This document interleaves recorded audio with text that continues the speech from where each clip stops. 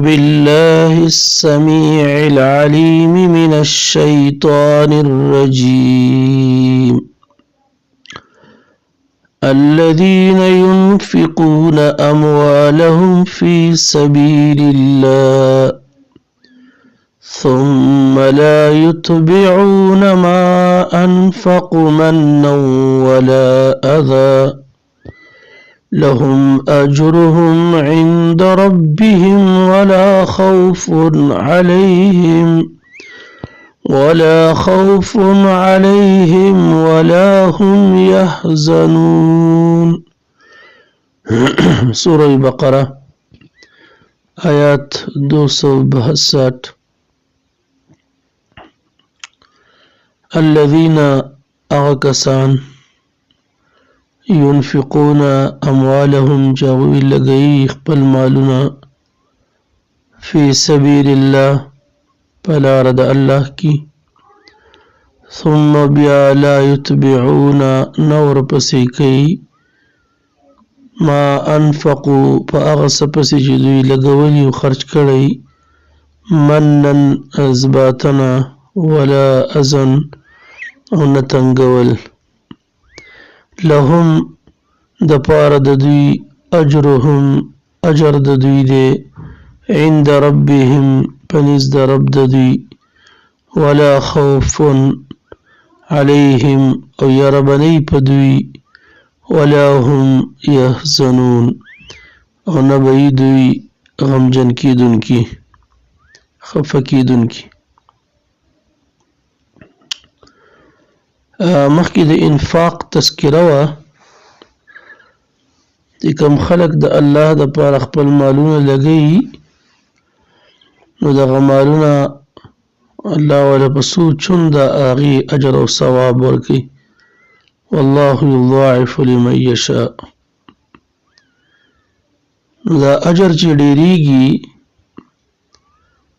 نو د هغې سبب او وجه ذکر کوي چې د هغه د شرایطو مطابقي خالص د الله دپاره او په دې کې څه ځباطني او څه ضرر او تکلیف ورکول نه. نو الله عز وجل دې ته شرایط وایي سلبي شرایط دا څیزونه پکې نه وي. ایمان اخلاص بئی او من یعنی اثباتنا او از ایزا یعنی ضرر او تنگول بنی پکی. الله عز وجل دغه اجر په دې مرتب کوي او په دغه باندې دغه اجر ورکړي کیږي. او اصل کې دی آیاتونو کې دغه لفظ او دغه اصطلاح وضاحت ده چې قرآن کې اکثر ځایونو کې د قرض سره د دې ورکړې نه تعبیر په قرض کېږي او د قرض په صفت کې حسن راځي. من ذا الذي يقرض الله قرضا حسنا. څوک دی چې الله له به قرض ورکړي قرض ښایسته حسنا. نو دغه حسن چې په قرض کې او په صدقه کې پیدا کېږي نو یو د هغې یو دوه شرطونه په دې آیات کې ذکر شوي دي چې یو به دوی اثباتنه نه کوي او بل چې دی نو دوی به تنګول نه کوي. چاله چې صدقه ورکړي نو هغه به پې تنګوي نه بیا. نو الله عز وجل به كمثل حبة أنبتت 7 سنابل والله يضاعف دې ته به رسوي. نو الله عز وجل فرمای الذين اغکسان ينفقون چې هغوی خپل مال لګوي اموال خپل مالونه فی سبیل الله په لاره د الله کې. اموالهم فایده مخکې ذکر شوه انفاق کې معنی د ایستلو ده د خپل مال نه صحیح صحیح او باصل استل د الله د رضا دپاره د الله د مخلوق د فایدې دپاره. او دا مال به هر څوک لګوي یو فرض زکات ته او صدقه ده او یو نفلی او مستحب انفاق ده. نو فرض زکات خو به مالدار ورکي چې د هغه سره مال د زکات نصاب ته رسېدلی. خو دا د مؤمن صفت دی. ومما رزقناهم ينفقون د سورې بقرې په ابتدا کې وضاحت شوی چې مؤمن به د خپل هغه څه نه چې الله ورکړي د الله په لار کې به خرج کوي. یو حدیث کې راځي صحابه تپوس کو د رسول الله صلی الله علیه وسلم نه چې کله رسول الله دا مسله بیان کړه چې په هر چا باندې صدقه لازم ده صدقه بکې مال بلګي. نو صحابه ول چې زموږ سره نه نو سبقو نو نبی صلی الله علیه وسلم ورته یو فارموله خودل وی دی با سکار بکی په خپل لاس نو ځان ته هم فائدہ حاصل کی او بل ته هم سور کی. او دا ډېره ناشنا قاعده ده چې مسلمان بسکی سلاس او خپي به وي او د هغې په نتیجه کې به دته څه پیسه او څه مال میلاویږي او هغه به په خپله فایده راولي او د نورو په ښېګړه فایده به یې راولي بل له به ورکوي. دا د مؤمن کار دی. هر مؤمن به خرچه کوي او فی سبیل الله به کوي د الله د رضا دپاره به کوي د الله د دین د نشر اشاعت دپاره به کوي د الله د مخلوق د ښېګړې دپاره به کوي. خو ثم لا یتبعون بیا نه ورپسې کوي دوی په دې صدقې پسې من ځباتنې ته وایي. دا من ځباتنه حدیث کې راځي نبی صلی الله علیه وسلم فرمایل درې کسان دي چې الله عز وجل د هغې سره خبرې نه کوي. الله عز وجل ورته د رحمت په نظر نه ګوري او دغه درې کسانو ته پاره الله عز وجل چې دی نو دردناک عذاب ولا تیار کړی دی. دغه درې څلورو سزاګانو ذکر کولو نه وروسته رسول الله وفرمایل صحابه ښه متوجه کړه چې یو په دې کې څوک دی یو هغه انسان دی چې هغه منانی یعنې ځباتنې کوونکي چاره پیسې ورکړي او بیا په هغې پسې ځباتي په هغې باندې ځباتي. او دویم نمبر مسبل الایزار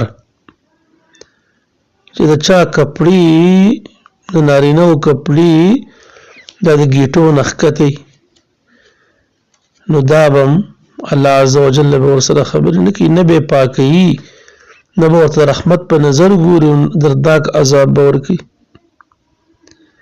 او دریم نمبر هغه انسان دی چې په دروغه باندې قسم خوري او بل روایت کې ورسره همیشه شرابي شراب خور دی او بل یو حدیث کې ورسره عاق الوالدین ذکر دی چې د مور پلار نافرمانی نو د دې ټولو خلکو سره د الله خبرې به هم نه وي د الله خوږې خبرونه به دې محروم وي د الله د رحمت د نظر نه به دې محروم وي او دا به الله نه پاکوي ځکه چې پاک انسان جنت ته ځي دردناک عذاب به ورکوي. نو ځباتنه دا حرامه ده ګناه کبیره ده انسان په جهنم ته ځي. یو د الله په صفاتو کې راځي الله منان دی د هغه دپاره بیا صفت د کمال دی او د هغې فرق دا دی چې د الله په باره کې وري د هغه ښه صفت دی او د مخلوق بد صفت دی.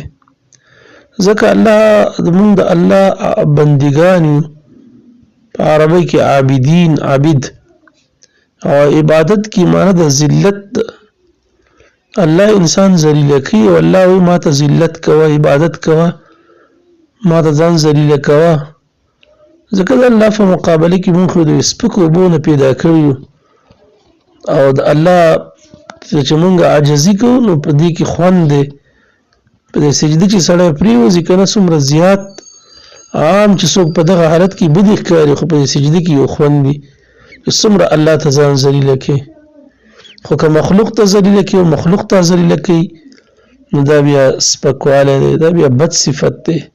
نو د مخلوق دپاره اثباتنه دا بد صفت دی. وجه نه سلفو لیکلي چې کله دې نیکي وکړه که نه نو یېرې که چا سره دې ښېګړه وکړه، خو که ستا سره چا ښېګړه وکړه نو بیا مه یېروه. چې بل څه ښېګړه وکړي که نه نو اوس سین ته یې واچوه چې ما ایسته دې کړي یېره که چا په مخې ته تذکره مه کوه، هغه ته مه ور یادوه، څه ورته مه وایه. د دې وجې نه ځکه چې په دې اثباتنې کې انسان ذلیله کول دي. او بله وجه دا ده په زړه کې تکبر پیدا کېږي. بل لا چې مهم حقیقي خو الله دی، الله ستا پړه کې اچیلو، تاله پیسې هم درکړلي، پړه کې د لوام چول چې دله ترې ورکړه، نو د الله نه پې ته اجر او ثواب ګټې او بیا په هغې نه هم پکې بدله اخلي. نو په دې وجه دا بد صفت دی، ناروا کار دی، ضمن اثباتنه به پکې نه. دنیا کې د الله نه به اجر غواړي، بل په دې سره په انسان زړه د تکبر او د ریا او د منافقت ته ډکېږي. نو نه به پړه کې اثباتنه کوي، نه به په ژبه باندې تکلیف په چا نه ورکړي. او د اذن معنی تنګول، اذن اذا ضرر ته وایي، تکلیف ورکول، تنګول. تنګول دا دی چې یو پیغور ولا ورکړي، بس په مخه سوارونه دي ته زه درته چا ښولم، مړه څه یو ورځ خو نه ده، څه یو کس خو نه دی. د دې نه دا نه کول ښه دي، بس څه خبره ورسره وکړه، په ښه انداز ورسره خبره وکړه. ځکه دا مسکي کېدل، چاته مسکي کېدل او ښه خبره کول دا هم صدقه ده. او چې ته ورله پیغورونه ورکړي او خبرې ورته وکړي، بیا که څه ورم کړي، نو د پښتو مثال دی او متل دی، پی دې ورکړه خو د پچو ډک څه داسې لفظ استعمالېږي، د پچو ډک، یعنې خپل خوی دې پکې ښکاره کړو نو هغه دې خفه کړو. او اصل خو د مسلمان خوشحالول او د هغه عزت ته عزت ورکول پکار دي. مسلمان ته به عزت ورکړي، به خفه کړې نه، ذلیله کړې به نه، کنځلې به ورته نه کوي. بعضې خلک ورته کنځلې کوي، بعضې خلک شکایتونه کوي، یا ته خدمت اخلي، دا هم تکلیف ته ایذا ده. دې وجې نه علماو لیکلي دا اثباتنه وایي د منافقت د نفاق سره مشابه ده، او دا ایذا او تکلیف او تنګول نه دي، دا د ریا سره مشابه ده. نو په انسان کې نفاق او ریاکاري، او مسلمان به د منافقت نه او د ریاکارۍ نه لري، د ګناهونو نه بسې دی به لري. چې کله دې صدقه وکړي نو الله وایي لهم اجرهم، د دې خلکو دپاره د دوی ثواب او اجر دی عند ربهم، په نزد رب د دوی الله به ولا اجر ورکوي، الله په نزد اجر دی. او بل دا اجر هم دی او د تکالیف نه پې دی محفوظ کېږي. فلا خوف، یره به نه په دوی په آینده کې ته د څه نه یېرېږي نو هغه یره به تا ته نه، ولا هم یحزنون، به غمجنې چې الله مخې له ورلې نو خفه به نه د دنیا په څه پسې چې دا له ولې پاتې شوي دي. یو د خوشحالۍ ژوند به الله عز وجل درکړي، خوشحالي به دي. نو دې آیات کې دغه شرایط ذکر شو دي، دې ته شرایط سلبي وي چې دا په صدقه کې نه، نو الله عز وجل دو چنده کوي او څو چنده کوي، او الله په ډېر زیات خوشحالي ګوري، اجر ورکوي. الله فرمایي الذین هغه کسان ينفقون اموالهم چې هغوی لګوي خپل مالونه فی سبیل الله په لاره د الله کې، ثم بیا لا یتبعون دوی نه ورپسې کوي ما په هغه څه پسې انفقو چې دوی لګوي او خرج کوي، منن اثباتول ولا اذن او نه تنګول، نو لهم دپاره د دوی اجرهم اجر د دوی دی عند ربهم په نزد رب د دوی، ولا خوف علیهم او نه به یری په دوی، ولا هم یحزنون او نه به دوی غمجن شي. أقول قولي هذا أستغفر الله لي ولكم ولسائر المسلمين.